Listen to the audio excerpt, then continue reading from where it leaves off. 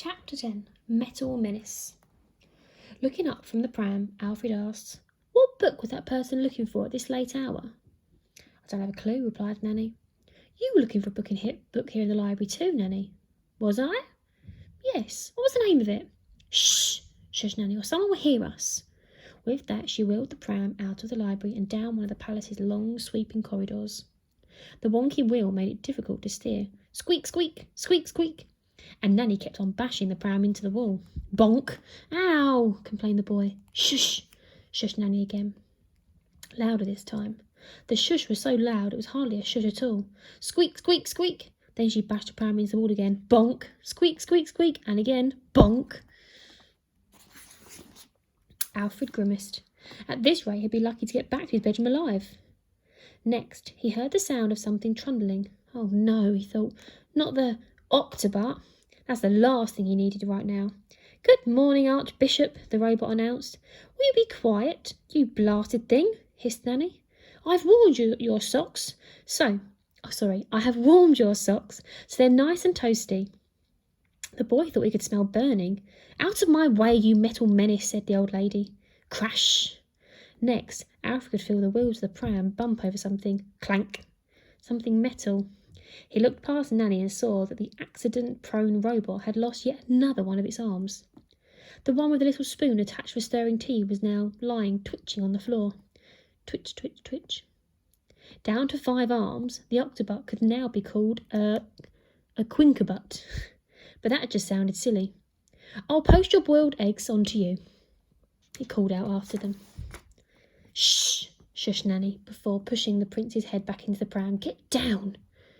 As he wheeled around the palace, Alfred listened intently. He was trying to work out from sounds around him where exactly he was. All of a sudden, he could feel the pram being heaved up the sweeping staircase that led all the way from the bottom of the palace to the top. Shunt, shunt, shunt, shunt.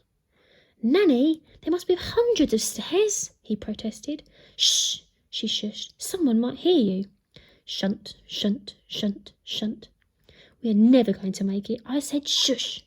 Shunt, shunt, shunt. "Nanny, I'm scared you're going to let go." "I will if you don't shut up." Shunt, shunt, shunt, shunt. Now they were halfway up the staircase. All of a sudden, Alfred heard a voice. "Nanny?" said the voice. Not just any voice. It was the Lord Protector's voice. Chapter 11. An Ungodly Hour. "Nanny, whatever are you doing out of your room at such an ungodly hour?" purred the Lord Protector. "Just bringing up some clean blankets, sir," the old lady replied. Inside the pram, Alfred kept dead still.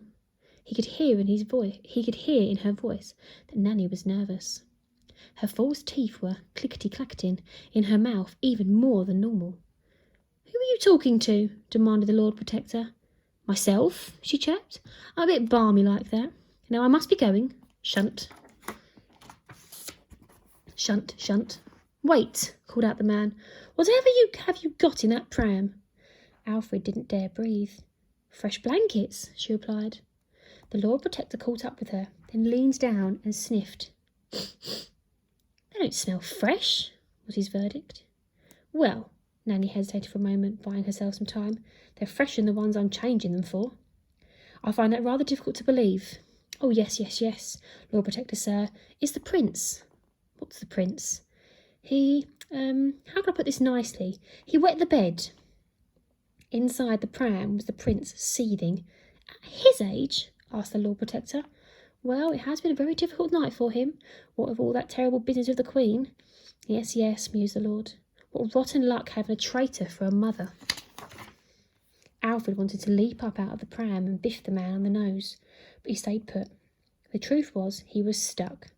"I've taken the precaution of putting the palace on total lockdown tonight," continued the Lord Protector. No one is allowed out of bed, not even the king himself. So, as soon as you have changed those blankets, I want you to go straight back to your quarters. Do you understand me?" "Yes, sir." "Good. For his own safety, I have locked the boy's bedroom door. Here is the key. When you have locked him back in for the night, bring it straight back to me." "Yes, sir."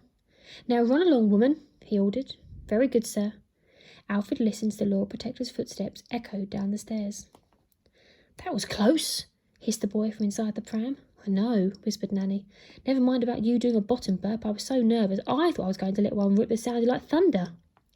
Too much information, Nanny. Honking hurricane. Again, Nanny, too much. A Trump tornado? I got it, Nanny. A bottom blizzard? Got it. Now let's get going. Oh, yes. With that, Nanny continued, heaving the pram up the staircase. Shunt, shunt, shunt, shunt, shunt, shunt.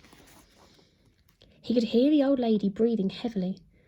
Are you all right, Nanny? Asked Alfred, poking his head out from under the blankets. Yeah, just need to take a rest. The boy watched as her nose began to wrinkle. Are you okay? It's those rotten blankets. I think I'm going to... Achoo! Sneeze. She lifted her hands up to her face and let go of the pram.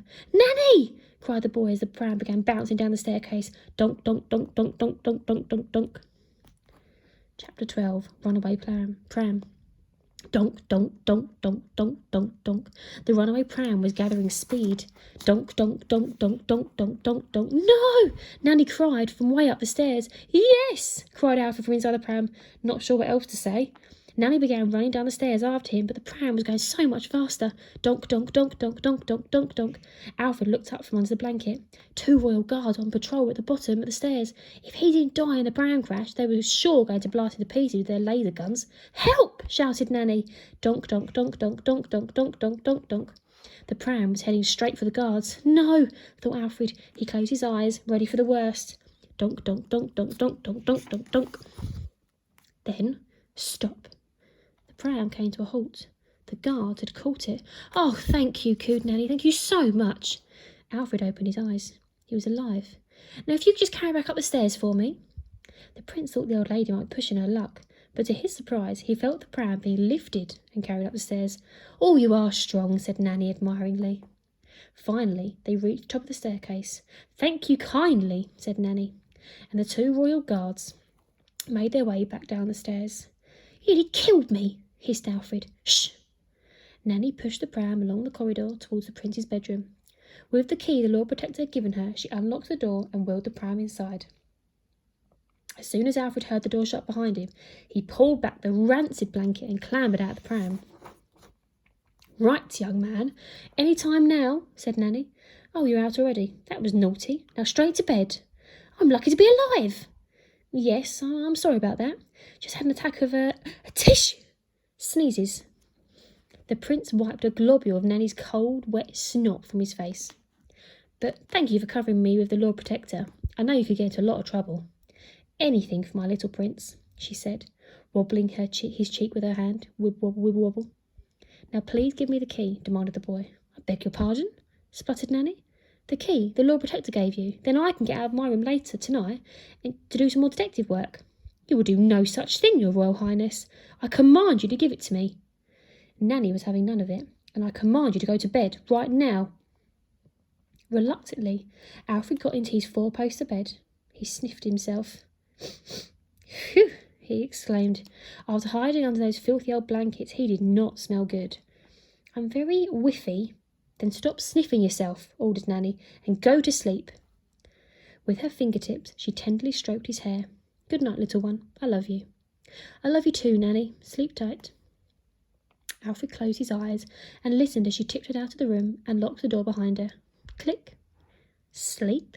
The last thing Alfred wanted to do right now was sleep. His brain was bubbling with a billion thoughts, but he was exhausted. The sickly child had never been out of his bed for this long, and the events of the last few hours had left him feeling spent. Soon, Alfred fell fast asleep, slipping from one world of nightmares to another.